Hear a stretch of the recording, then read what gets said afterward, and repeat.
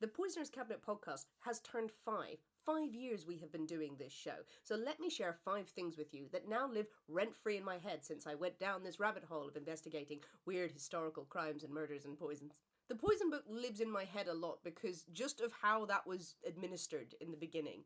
Because it only covered arsenic after the Arsenic Act of 1851. People put down their details into the book while buying the arsenic, but then still off and killed people. Also, strychnine, fill your boots. Absolutely fill your boots. Go in there and get that. It was much later, but Christiana Edmonds still went into a chemist and bought strychnine, which she would use to put into chocolates that she sent around Brighton because she was pissed off that a guy didn't like her.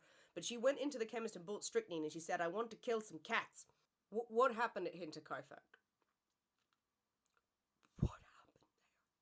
My Roman Empire is how many times Nero tried to kill people and make it look like suicide and just screwed it up.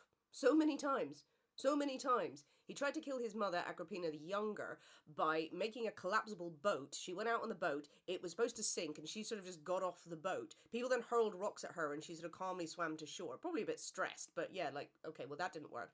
Then he had a ceiling try and collapse on her in bed.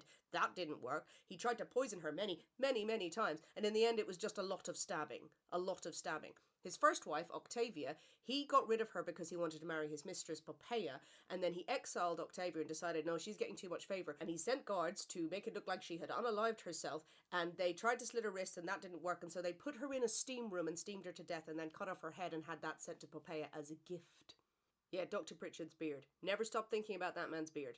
He genuinely thought he was one of the sexiest men alive, as a doctor who ended up killing couple of people, but he really believed his own hype.